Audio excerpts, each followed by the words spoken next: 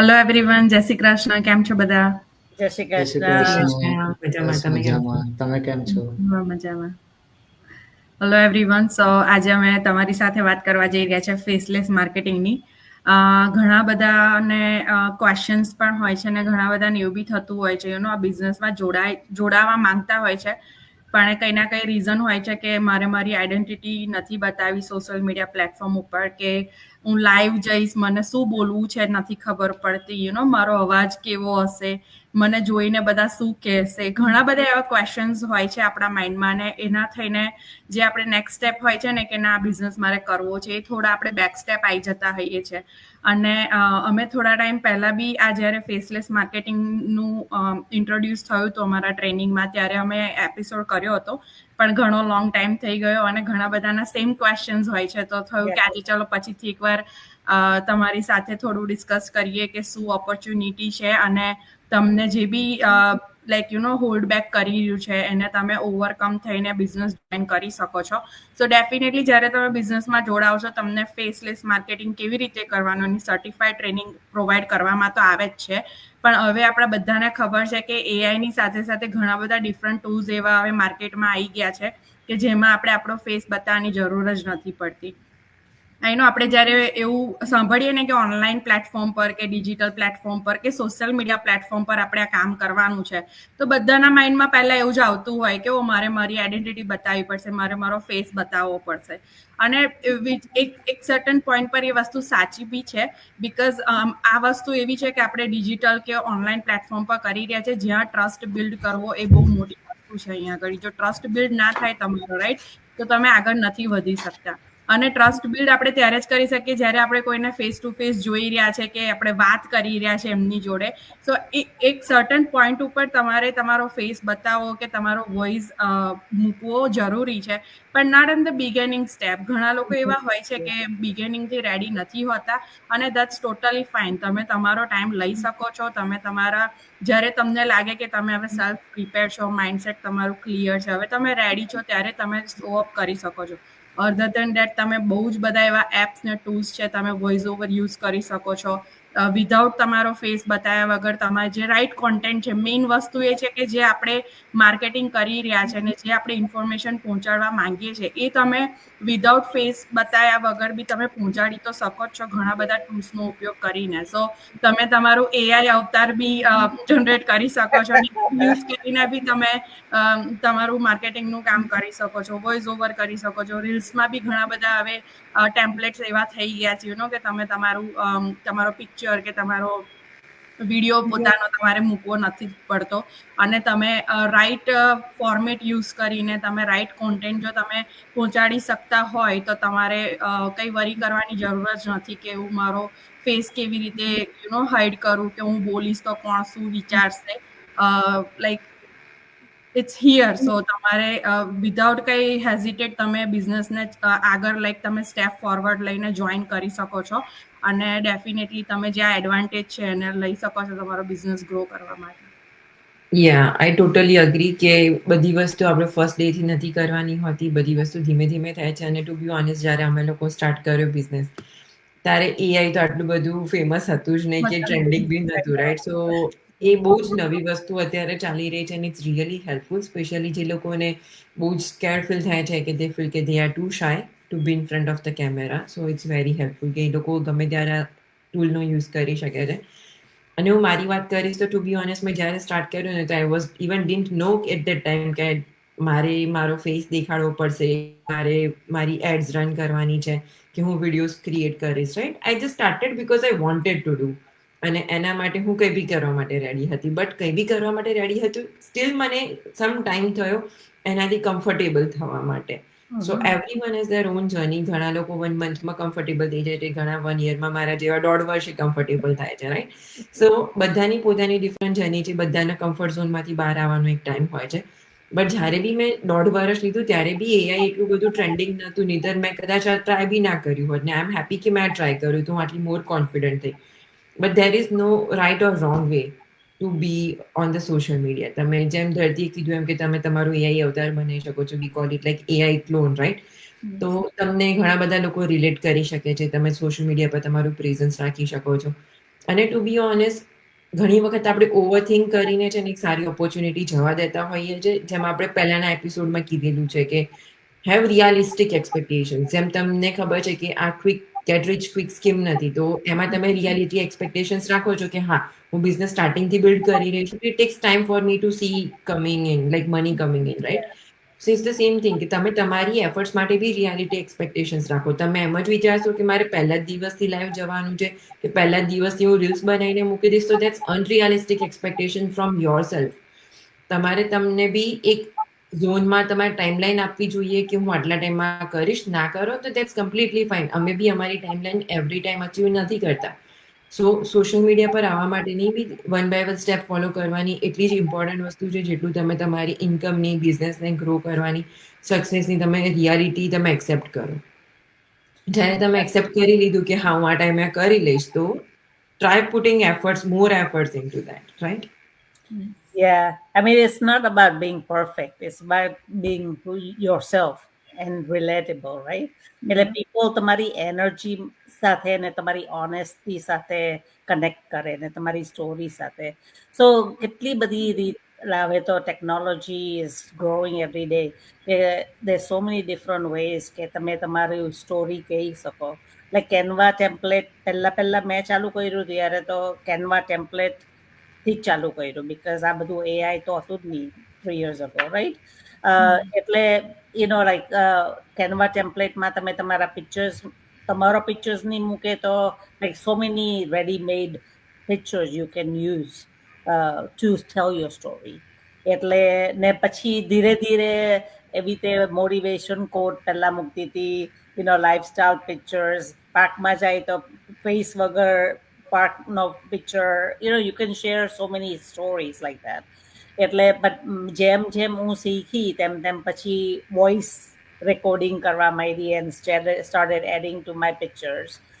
એટલે ધીરે ધીરે જેમ તમે શીખે તેમ તમારું કોન્ફિડન્સ વધે.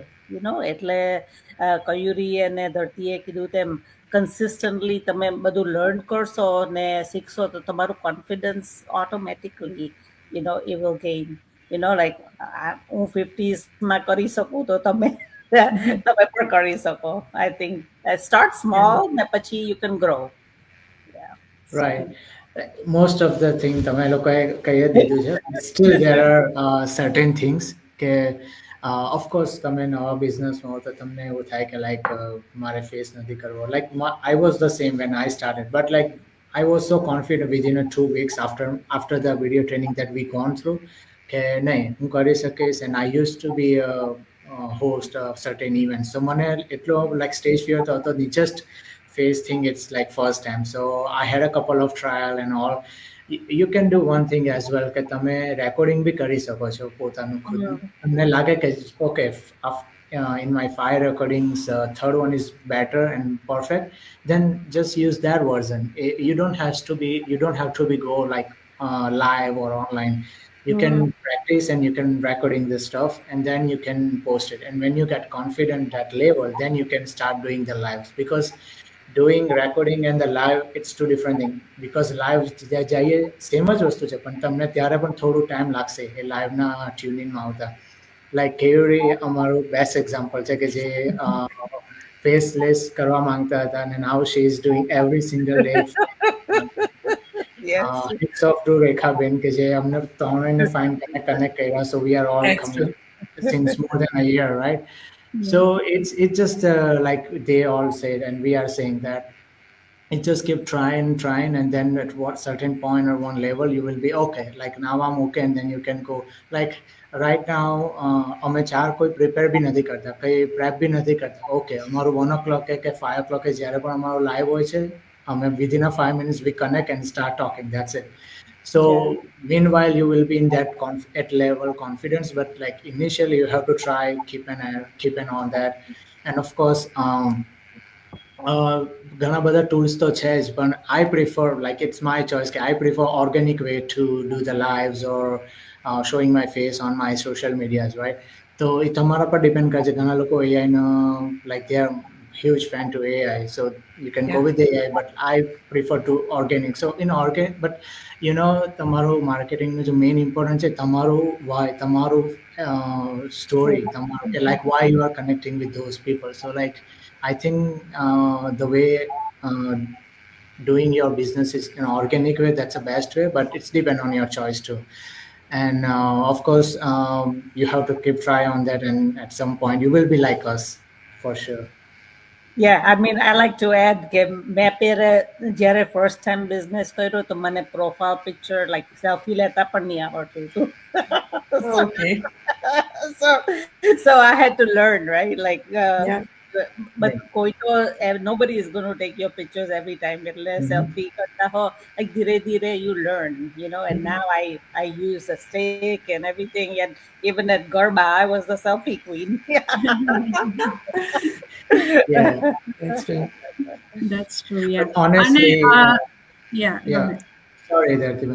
Honestly, being with this digital business in last couple of years, we all have been learn a lot different things. It's not only just a faceless thing or face camera thing. It's a lot, yeah, on our personal level, because like once you start hitting 28, 29 or 30 in your age, like you start doing get your responsibility and all.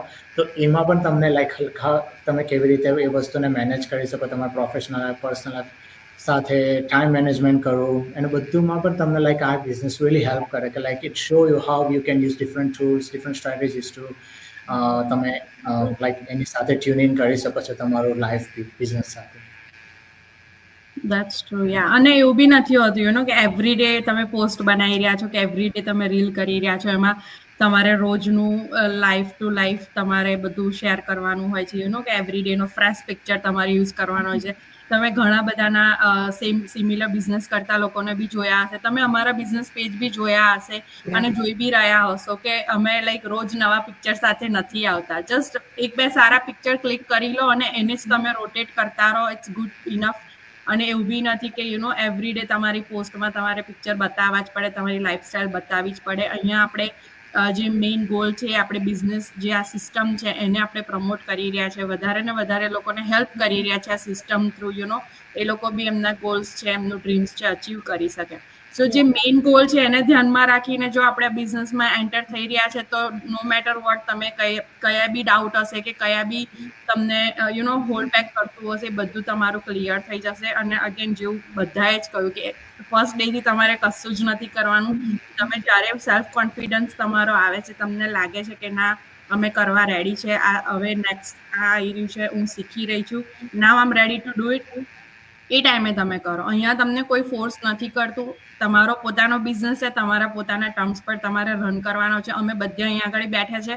Individual ટાઈમમાં અમે join કર્યો તો અમારું mindset જુદું હતું, અમે ready બી જુદા હતા.